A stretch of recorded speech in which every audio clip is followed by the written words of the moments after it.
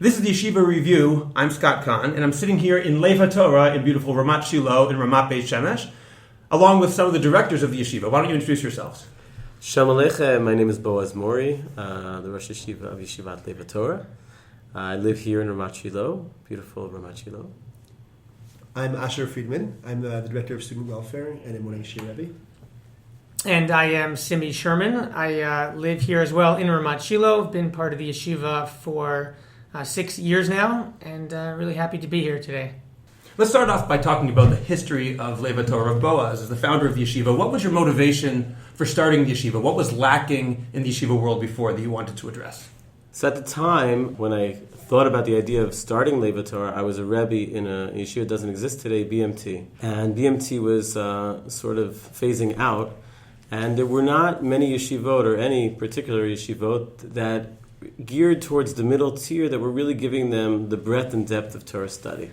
Beyond that, I noticed that the motif of a connection to Eretz Yisrael and Chesed and giving to Am Yisrael was something also that were not major motifs in other yeshivot that were in existence at the time. And I also felt that a close kasher with every single student was something that was lacking in a lot of the major yeshivot that were existing at the time. So I felt for all these things together, it was important to start an institution that would have all these things combined in one yeshiva. Can you define that, the middle tier, the thing you said at the beginning? Well, there's students that come to Eretz Yisrael that are high-level learners and motivated from the very first day. And that's the upper tier. There's students that come to Eretz Yisrael and they have no motivation to study, and they're dealing with a lot of personal issues, and they don't have a terribly strong commitment to Judaism, and that's the lowest tier. Most of the students that come to Eretz Yisrael are in the middle tier. They want to learn, but they're not ready for a full intensive day of learning. They have various levels of ability to learn. And they have a range of commitment to Judaism, but there is a certain basic commitment, and many of them have very strong commitment to Judaism. Now, this is your 15th year, am I right? Correct. Okay, good. I did my research. Having started originally, I remember a shul up the street. Why did you choose Ramat Beit Shemesh, Ramat Shiloh, as a place to found the yeshiva rather than Yerushalayim or some other place like that? As a Rebbe at BMT, I lived on the campus there, and I felt that beyond all the shiurim, the connection with the Rebbe personally was the most formative experience that a student could have in yeshiva. So I remember my experience as a Shana Aleph boy connecting with my Rebbeim, and I remember that much more than the particular shiurim that we had. Ramat Beit Shemesh at the time was just getting off the ground. I had bought a place in Ramat Beit Shemesh. Rav Kwalwasser, who also is the co-founder of the yeshiva, he had bought a place, and many of the Rebbeim were looking to buy homes. And Ramat Beit Shemesh was the place that people were moving to. So, as the cornerstone of the institution, a connection with the Rebbe is the most important thing. And I was only going to be hiring people who lived right next to the yeshiva. Is that still true? Does the entire staff live right here? Almost 100%. We have 27 Rebbeim, and only 3 live outside of Ramat Beit Shemesh. That's a pretty good ratio. So as a Rebbe, I can say that the experience of Lev HaTorah being home is not just for the students, but it's for the Rebbeim as well.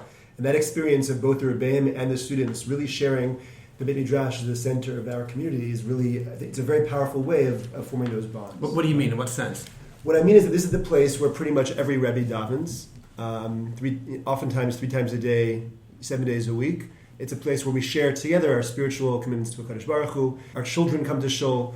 The guys get to know our families, not just us as talking heads behind a desk. And that connection, not just to us as individuals, but also to our families, is a really, really powerful part of it. Is that part of the official curriculum? Obviously, connection isn't a curricular issue, but meaning, do you have times when the guys go to your houses officially, or is it more on an unofficial basis based on the desire of the Rebbe? Both. But it underlies really everything that happens in the yeshiva. In other words, my ability to teach Gemara is built partially on the foundation of a connection with my students. It was like their motivation, their sense that this is not just a text, but Torah Chaim. It's about personalities that are engrossed in Torah. All of that feeds into each other. So the connections really are both in the classroom and in our homes and in the Beit Midrash and in the neighborhood. If I'm biking, I'll pass by the guys and wave to them, and that's also part of the experience of like sort of living in a community of people that are committed to Torah and growing together. I should note, just as Ramat Beit Shemesh resident myself, Ramat Shiloh is its own sort of enclave within Ramat Beit Shemesh, so it really is a much smaller community within the much larger growing community of Ramat Beit Shemesh. So I'm sure that's an important factor over there. Just on a technical level, how many Talmidim do you have this year? We have 77 Shana Aleph Talmidim, 18 Shana Bet Talmidim, and we also have a pre-army program with 6 Talmidim as well. Are those numbers typical? No, we've been gradually growing. It used to be in the old campus, we were really limited. We can go up to about 50, a little bit more, and that was it. And then when we moved 8 years ago to the new campus here, we hit 60.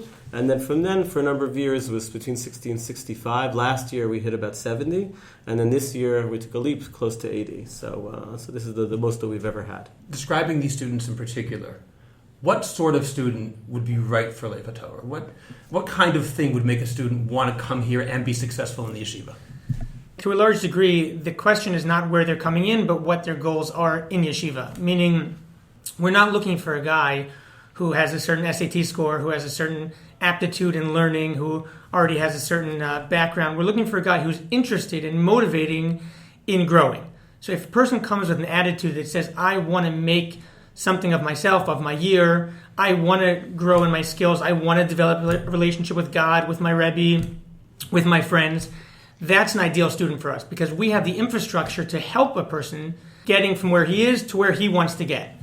I can tell you as somebody who does interviewing for the yeshiva, when I sit down with a guy, I'm not necessarily trying to evaluate his technical skills in terms of learning Gemara, in terms of learning in general. What I'm trying to evaluate is what type of person he is. Is this a good, kind, motivated, mature individual? Because if you come with that, we have, Baruch Hashem, the infrastructure to get you to the next level. So that's really, I think, what we're looking for. In that case, then, what sort of student probably shouldn't come here? And I don't just mean, a student who's not motivated at all. I understand you need to have motivated students, but what kind of student really would be on the other side? That you would say, shouldn't come here, he really is a good kid, and there are plenty of places that would be right for him. Number one, I think somebody who's who's maybe overly independent, who doesn't see a value necessarily in a relationship, whether that's with his Rebbeim or with his peers, may not appreciate all the things we do to help foster that type of group dynamic and relationships because they don't see that as something that's important to them. They like to sort of sit by themselves. So they may not value all we do to help grow those relationships. That may be somebody who would look elsewhere. Just to be open and honest, put everything on the table. A guy that's struggling with addictions, drug addiction or alcohol addiction, so then this is not going to be a place that's a good option for him. Also, a person who has just a bad attitude in general. You know, the guys that come here, this is a very big, quote-unquote, out-of-town place.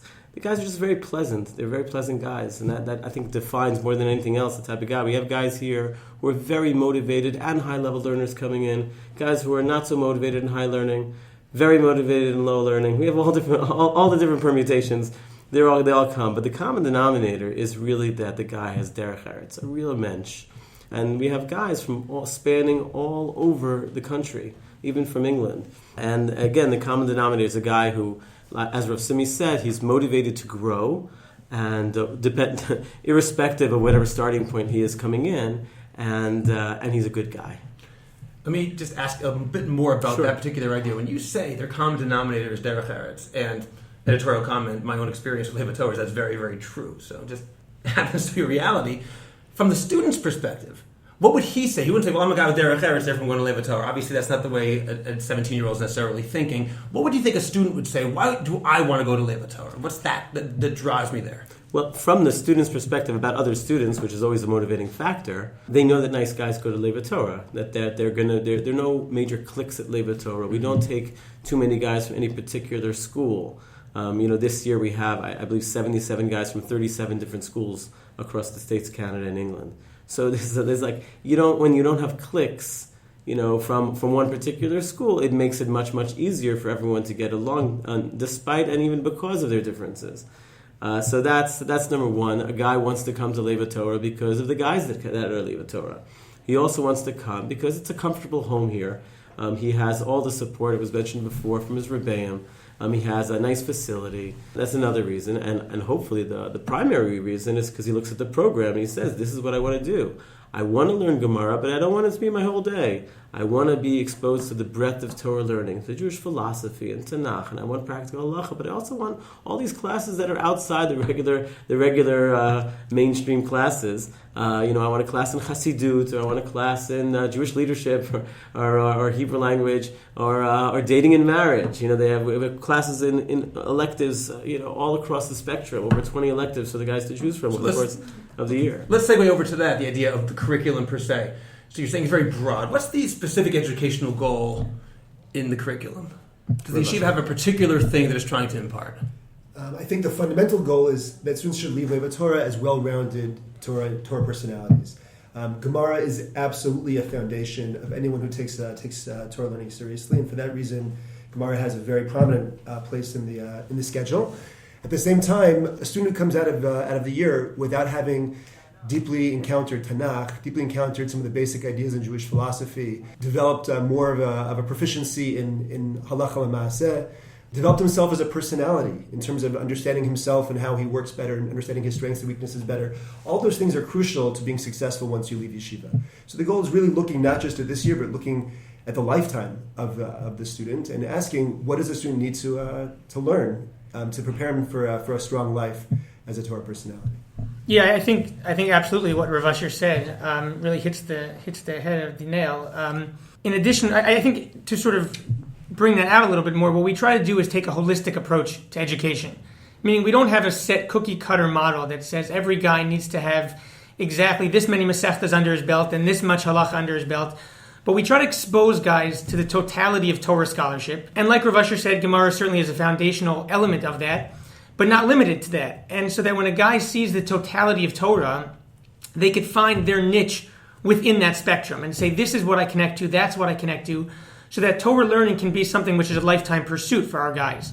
It doesn't stop when they leave the four walls of the yeshiva, but it's something that they found their personal connection, and that's something they could take with them for hopefully for the rest of their lives. So what happens if you have a guy who wants to have this personal connection, this personal non-cookie cutter model, but he goes so far as to say, I don't want Gemara at all? Would Lev HaTorah have a place for him? Absolutely.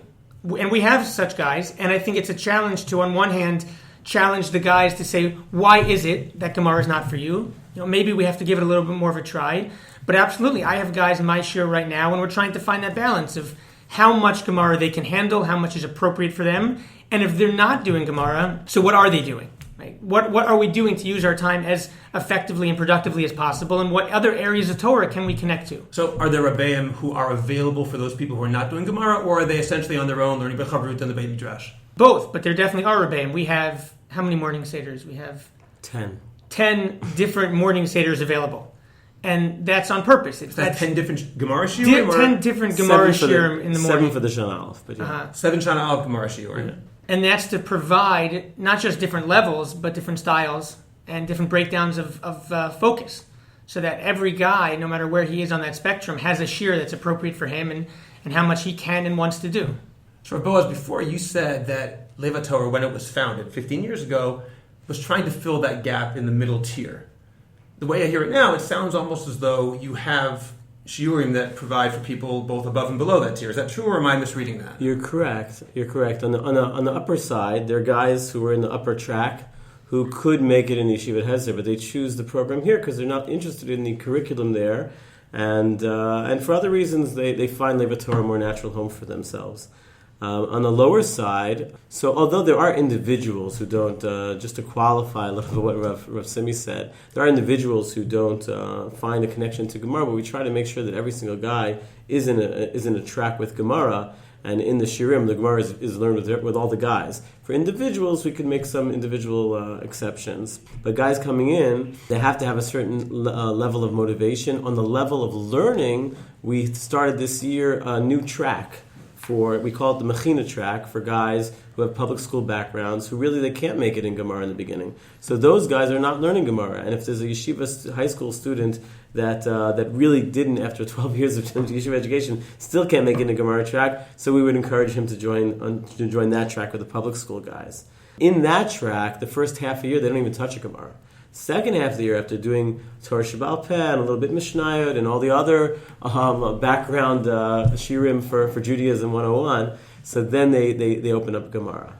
Is it a challenge having people from such varied backgrounds unify into a single yeshiva student body? It's a challenge, but it's a thrill. It's great. I think that it's the most healthy thing that could be. Very often, guys who have a weaker background and maybe they're Bali Tshuva, they chose to become frum, even though their background's weaker, their motivation inspires the guys who have 12 years of yeshiva education.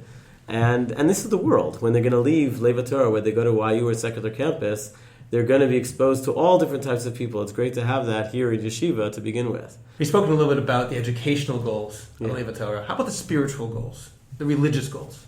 I think the spiritual goals are not really different from the educational goals. In other words, being a holistically oriented educational institution means that we view spirituality and textual learning as part of the same process. In other words, if a student comes away with excellent textual skills but doesn't love Gemara, doesn't have any sense as to how Gemara speaks to who he is as an individual and how it relates to his connection to Hashem and to the Jewish people, then something's really missing. So the spiritual experience of being in Eretz Yisrael and engaging in tefillah in a powerful way and developing close connections to other people and discovering your capacity to be a leader and a Baal Chesed, that's part of the experience of learning text. Well, how do you further that in your classes, in your shiurim, to make sure that happens? So first of all, the personal connection, I think, is a big part of that. As Torah Chaim is about how you look not just at the trees but also the forest. In other words, how do the pieces fit together? And the Rebbeim are pretty open about their journeys. We've actually, over the past few years, started a program where the Rebbeim talk about their spiritual journeys, how they discover, for some of the Rebbeim who are Bali Tshuva, how they discovered the beauty of Judaism. For Rebbeim who grew up connected to Torah, how they decided to devote themselves to the passion of teaching Torah. And guys begin to realize that Judaism is about going on a journey and discovering who you are and how you connect to Hashem. And that really kind of, again, it underlies everything. It underlies tefillah, it underlies chesed, it underlies leadership and your own personal Jewish identity. And so I think this spirituality is like really sort of a current that's there, everywhere in the experience. In terms of specific things, so we provide a lot of opportunities to connect. Connect to Eretz Yisrael. Our tiyulim are amazing. As a Rebbe, I go on tiyulim and I love them. I can go to the same place with Reb Mordechai, who's the official tour guide of the yeshiva, and a Rebbe in the yeshiva, every single year. And every single year there's something new and something just mind-blowing about our exposure to Eretz Yisrael. The chesed. When guys discover their capacity to make a difference in someone else's life, it transforms them. And their sense of being able to make an impact and being a significant individual in the world, it changes the way they experience things. Is chesed a key component of the daily schedule? Is it a weekly thing? How does that work? There are official days. There are Yemei Chesed, where the entire yeshiva goes out. How often are those? Not often, about twice a year. They'll be doing something as a yeshiva. Mm-hmm.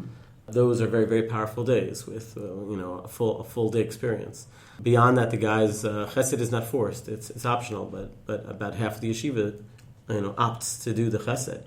So we have guys locally. I think there's 17 guys going today this afternoon to Avat Yisrael to work with kids, to be a big brother for kids who are going whatever difficulties they're going through in their grade school. So they work with them. There's an elderly man in a wheelchair up the hill where there are rotations to visit him, every day. Different guys are going to visit him, during the breaks.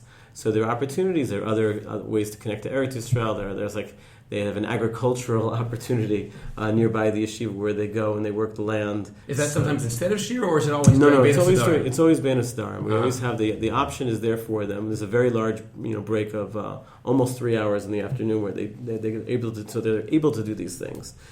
So chesed is a motif also in the yeshiva. There was also one of the Rebbeim. He's one of the icons of chesed probably in the whole Jewish world. And that's Reb Mordechai Machlis, B'li'ayin Hara. His family has, for decades, has been hosting people for Shabbos meals. He has over 100 people every meal, every Shabbos at his home. Every shir that he gives, it doesn't matter what the topic is. The topic is chesed. It becomes chesed. And guys are almost transformed. Every year there's a few guys who become like Hasidim of Reb Machlis. They become transformed of such a personality, such a giving, altruistic individual who his whole life is based on chesed.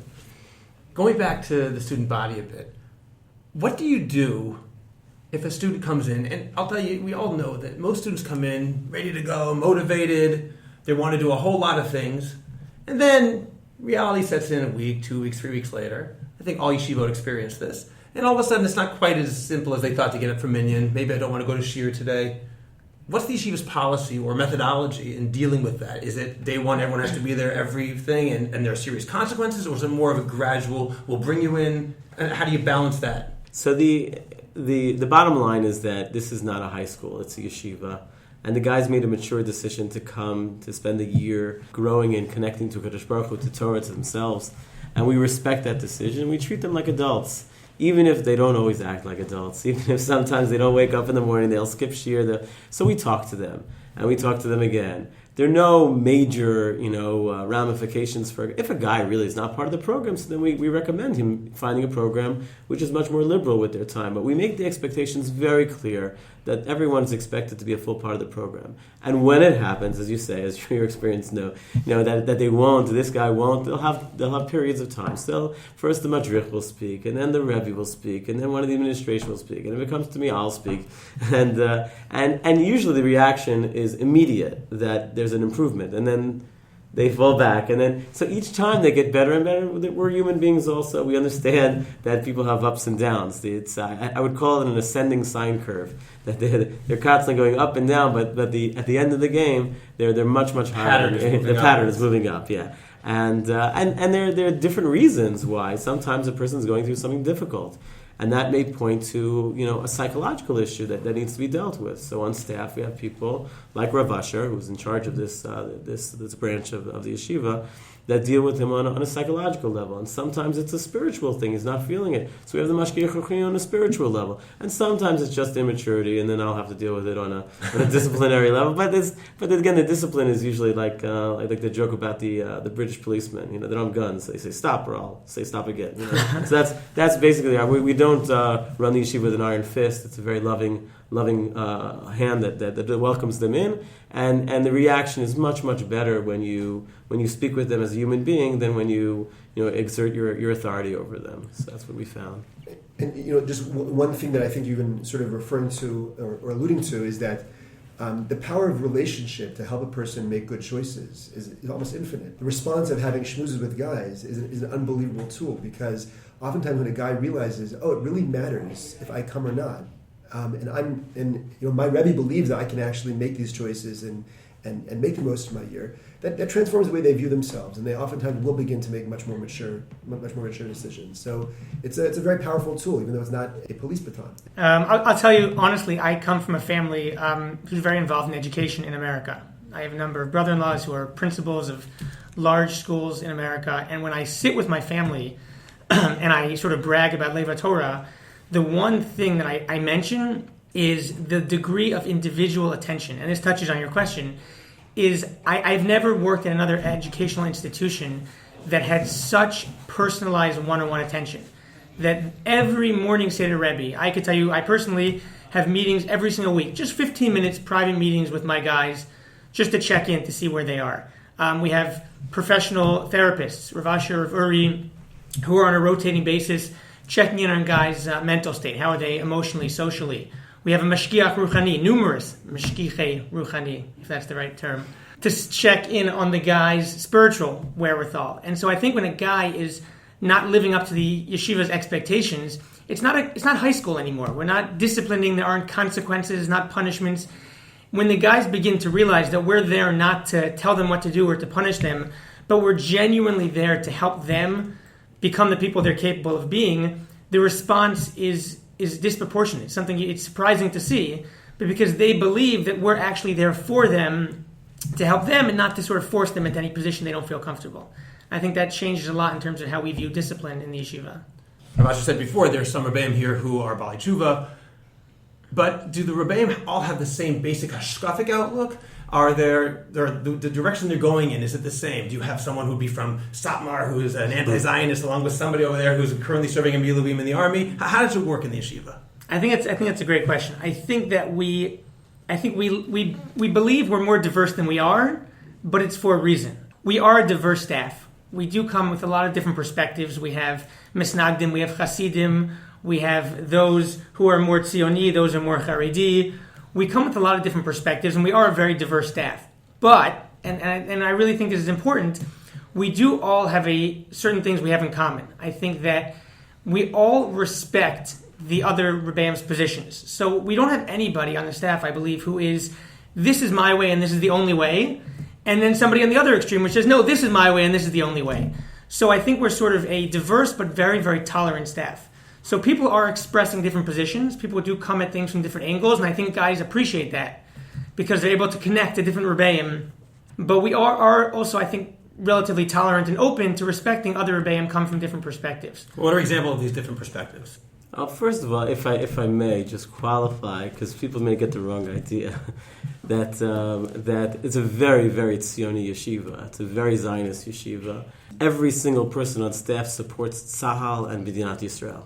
It's not even a question. It's not. There's no one on staff that thinks that B'dinat Yisrael is a bad thing, and maybe not every single person. There's a few individuals, perhaps maybe one or two, who don't say Hallel on Yom Ha'atzmaut. But even them, they celebrate Yom Ha'atzmaut. They feel it's a wonderful thing. So just to put it in perspective, but in terms of the differences of focus, there's Shivim Panim Torah. As was mentioned, we have one Rebbe who's very into Kabbalah. One Rebbe who's very much Rav Erickson. He's a very big. He'll even incorporate certain ideas from Kabbalah in some of his classes. He also gives a class in Jewish meditation. So he's a very spiritual icon. Everyone here is an icon for something else. Rav Asher, he's the eternal Jewish philosopher. So when he gives Gemara Shir, even his Gemara Shir, the underpinning philosophical arguments between Abai and Rava are going to be a topic in the Shir. So every person is bringing in. We mentioned Rav Machlis is true Ohev Yisrael and Chesed. So he's an icon for Chesed. And Rav Dudi is an icon who runs the program for Chayalim for Eretz Yisrael. And he'll be speaking about Torah to Rav Kook all the time. And everyone has their Rav Natal is very into Musar. Rav Citrin comes from a very strong academic and professional background, so he could bring a different type of a face of Torah to the table. Rav Siv is a posek, and he's into Gemara, Shas, and Poskim. And you get a very gush, very, very analytical shir, and very halachically oriented personality. So each person is very, very different, and that comes with it. It's hashkafic differences on how to look at the world and how to look at the main themes in Judaism and how to weigh those themes. And do the Rebbeim actively disagree with each other? Yes, but not. But on specific issues of the yeshiva, are we giving too much of this or too much? Everyone agrees there should be chesed, and everyone agrees there should be tiulim, and everyone agrees there should be guest speakers, and everyone agrees that we should have chagigot, and everyone agrees. But the question is, and everyone agrees we should have Gemara Shir and Halacha Shir and and Tanakh and Jewish philosophy, Machshava. But the question is how much? How much? And each Rebbe. At the end of the year, we have a few days of reviewing the year, and each Rebbe weighs in. What do they think we could improve in the yeshiva? And it's amazing for me to see that each Rebbe speaks from his own perspective of what's really he's passionate about.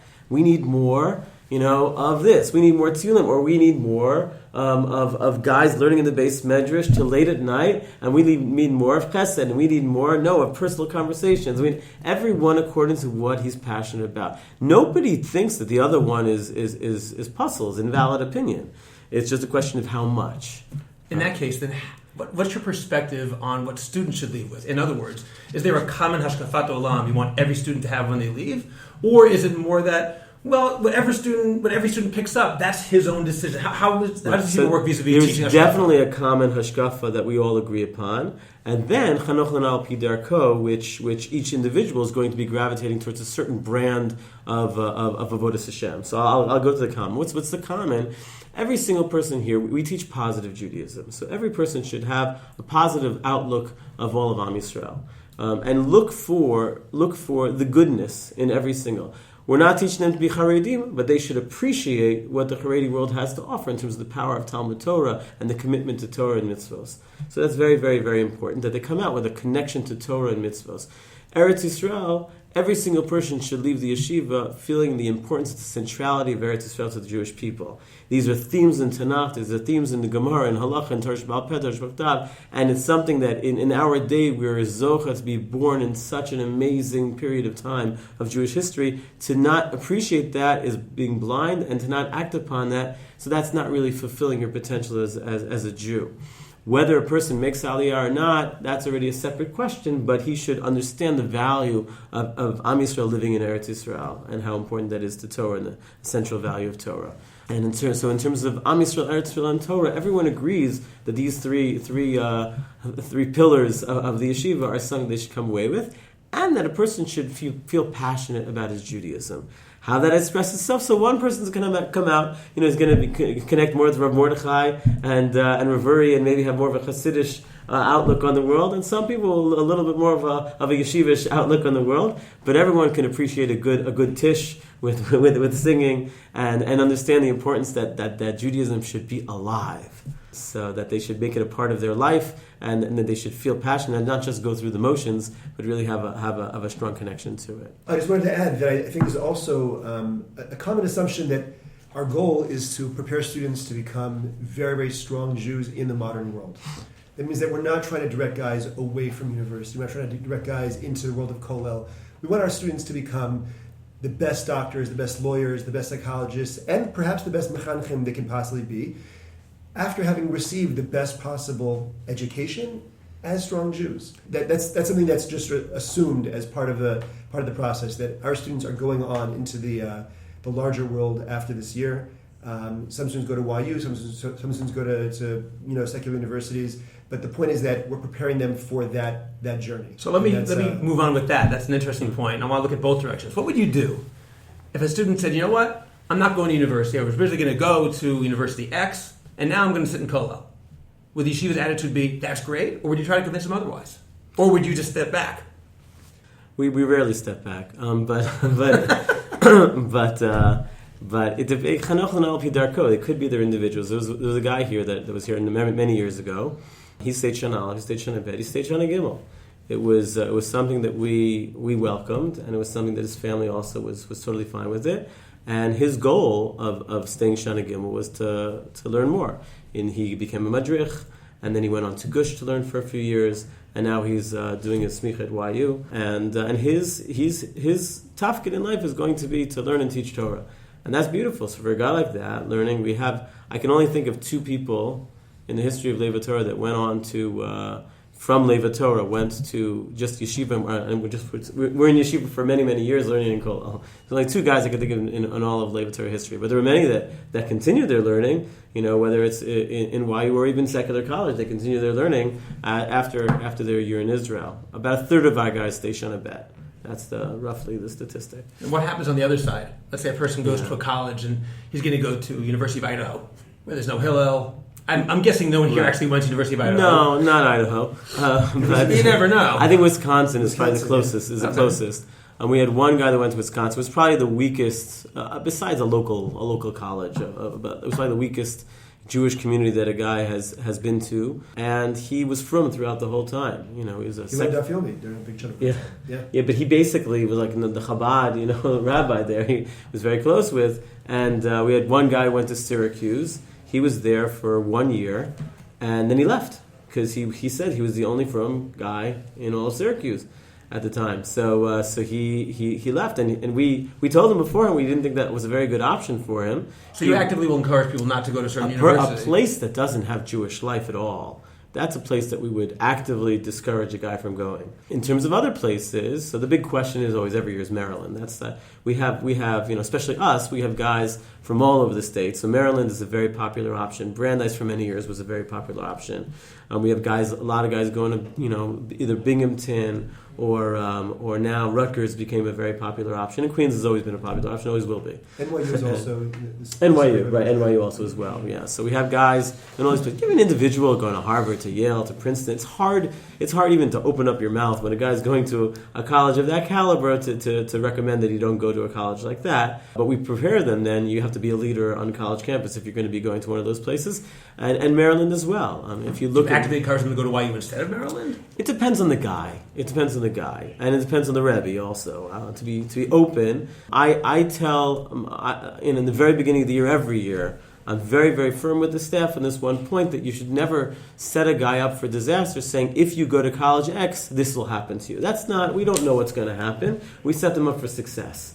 But, the biggest percentage of our guys goes to YU, and we very much identify with that. And saying that YU is not for everybody, and the dual curriculum is not simple. And for a lot of people, their orientation is very much not YU coming in, and it stays that way even when they leave. Many people change to their course to YU, but most don't. Most go to the place that they're planning to go. And knowing that from the get-go, so we encourage them to just be successful and be leaders on that college campus, yeah. Yeah, I would add, just in terms of those individual decisions in Chanoch Lanar Pi Darko, we also, I think, encourage guys in consultation with their parents. We don't sort of view the parents as being absolutely the other, just the opposite, where, all the Rebbeim and the administration is in touch throughout the year with the parents. And we would actively converse with the parents and figure out, what do you think, what are the pros, what are the cons, to help encourage the guys so that we're all working in the same direction. So I'm sorry. Yeah, no, just to add to that, like 6 years ago, we started doing something in America in the summer before the guys came. That we would, anywhere we had 5 or more parents coming from, we would have an open house for them, like a parent orientation.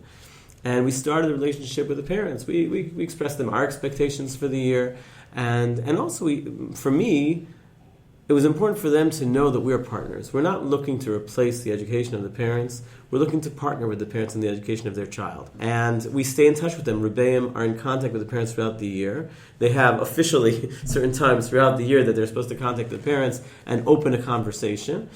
And I found that at the end of the year, parents who normally wouldn't be open, let's say, to Shana Bet, so they trusted the yeshiva. They knew that this was not a place that was going to make their son flip out and they wouldn't recognize them, but rather they recognized a more improved version of their son at the end of the year, and they were willing to have him come back for another half a year. And also, in some cases, a guy who would want to switch from one college to another, they would trust the yeshiva because we had this relationship with them that we're growing together. So how actively does the yeshiva, speaking of Shana Bet, encourage students to come back to Shana Bet? Is it, some places I know have said it's a 2-year program? Yes, we haven't said that. Nor will we probably ever say that it's a 2-year program. But we, depending on the year, we start at a certain point of the year starting to talk about Shana Bet. We don't want to turn the guys off, and we don't want the guys who are not staying. It's a double-edged sword. You don't want a guy to be turned off and feel like, if I don't stay Shana Bet, I'm a failure. So we don't send that message. At the same time, we want to send the message that there's so much more you can gain from a second year. The first year, you're building a foundation. The second year, you're just growing exponentially. It's an amazing to watch. What they're able to pick up even in a half-year Shana Bet as opposed to a whole year Shana Aleph. It's the contrast is unreal. Rav Asher, before you talked about using Eretz Yisrael as part of the classroom, Rav Boaz, you mentioned that a common denominator, maybe the common denominator, is the Zionist orientation of the yeshiva. What about Israeli politics? Is there an Israeli political orientation such as we support this particular political party or political position vis-a-vis Land for Peace or anything else that's out there? Or is the yeshiva much more hands-off? It doesn't matter whether you're Likud, Labor, Bayit Yehudi, or whatever. Are these things that come up or are the things the yeshiva refuses to deal with? There's definitely some spectrum within the staff. Within the category of people who fervently believe that Eretz Yisrael is a gift from God, that on some level the return of Am Yisrael to Eretz Yisrael is the most important historical event of the past 2,000 years. That, I think, is consensus. How we deal with the responsibility given to us now that we're back in our homeland, that's something that should, for intelligent people, lead to differences of perspective.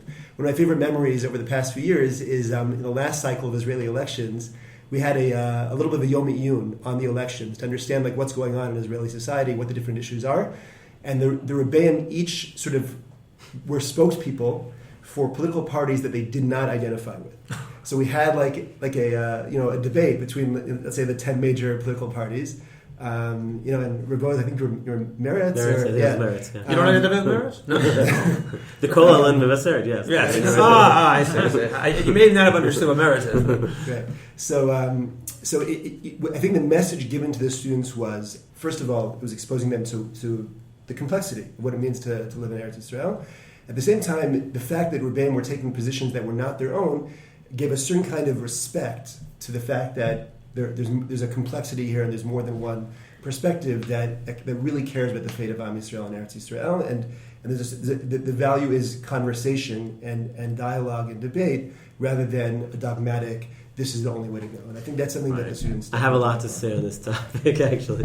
Well, number one, first of all, we don't allow the students to like partake in hafganot or something. We don't encourage that. We certainly don't push it, and we don't want them to be taking an active role in these things. On any side of the divide. Yeah, and inside the divide, we may talk about the issue. I think that there's going to be a little bit of a difference between the Israeli Rabbanim and the American Rabbanim. So there's no way in the world you're going to be able to separate from the education with an Israeli Rebbe who went through Yeshivat Hesder, who's a Dayan, who went through the whole Dati Lemi system. He's going to be speaking Israeli politics. There's no way you can take that out. It's in it, right? And even for the ones who are non-Israelis, that we're all passionate. We came to Eretz Israel. We made it our home.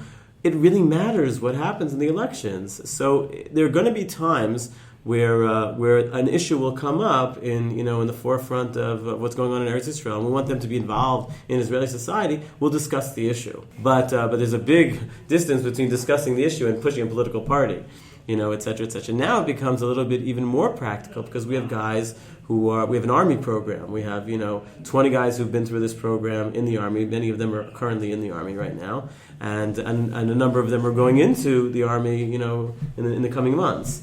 So they're much more involved in the fabric of Israeli society, and I think that the yeshiva is going in that direction more and more. That we're much more involved. We have many alumni who live in the community here, that we built. So we're part of Eretz Israel in a very intimate way. It's hard to separate it entirely, but we try to stay apolitical as a yeshiva. But it's not treif to discuss it at all. No, not at all. It's not treif, and it's discussed. I wouldn't say often, but it's discussed many times in the walls of the yeshiva, and we will even have guest speakers talk about. I'm planning to have Dov Lipman, come and speak to the yeshiva this year, and for the guys to understand what's going on in Israel. That's part of connecting to Israel. It's connecting also, yes, to the political system and the fabric of society here. Let's talk a little bit about some things the yeshiva could do better. Boaz, earlier you mentioned how at the end of the year there's a meeting and different people have their opinions about what the yeshiva needs improvement on. What would you say about this? Okay, this is a question we always ask ourselves, so it's not hard to answer because we're constantly asking ourselves all the time, what can we do better? And every year we come up with something. We tweak the yeshiva. I think there's not been 2 years consecutive that we had the exact same weekly schedule. We constantly tweak.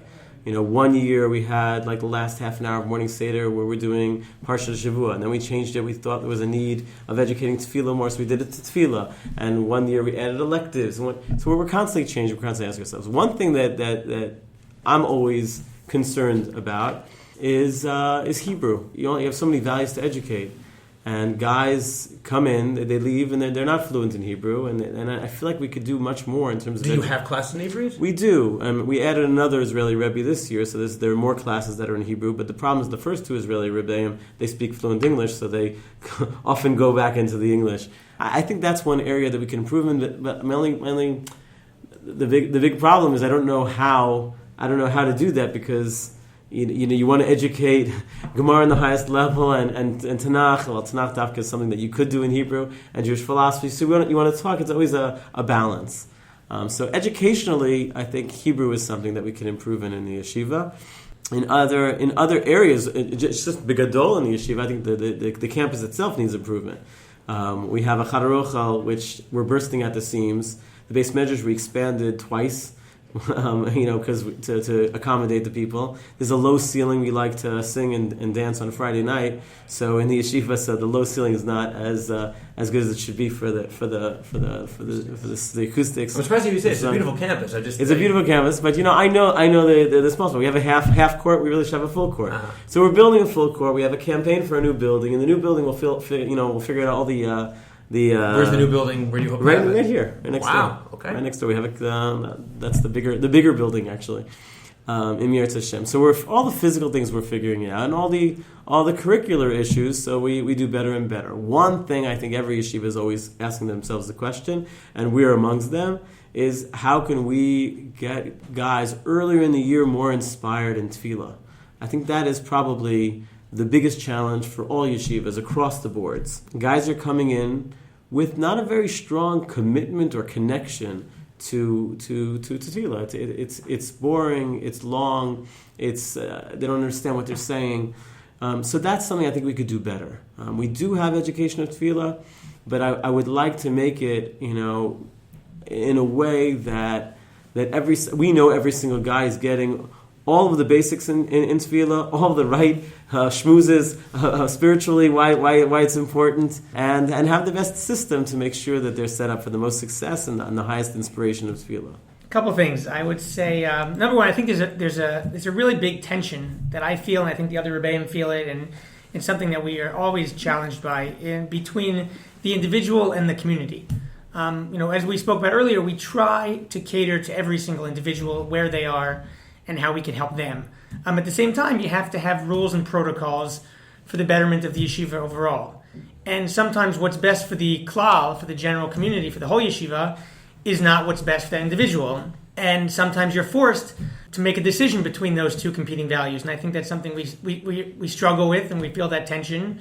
And it's something that's always on our mind. That's something I think that we're always looking to improve in that balance. Just as a sort of final thought about the yeshiva, from your perspective, what are the key objectives the student who attended Lev HaTorah for a year or two and now is in his next life, what is the thing that he achieved during that year? What are those objectives that he takes with him? So I hope that he built a foundation in Torah, as I mentioned before, a commitment to Torah and mitzvot, a commitment to Am Yisrael, and a dedication to Eretz Yisrael as well. Now, beyond all that, as we say, Chanachon al pi darko, that he has his own personal connection with Torah. That he feels like he came out, and now it's not just Elokei Avotenu, but it's Elokeinu. It's not just my father did this, my grandfather, but now that I have my own personal connection to HaKadosh Baruch Hu, and my own passion about Torah, and my own flavor, and my own personality. I'm coming out. Torah is something that I could relate to as an individual, that I have my own connection. Boaz, Rav Asher, Rav Simi, thank you very much. If you want to hear more about Lev HaTorah, go to www.levhatorah.org.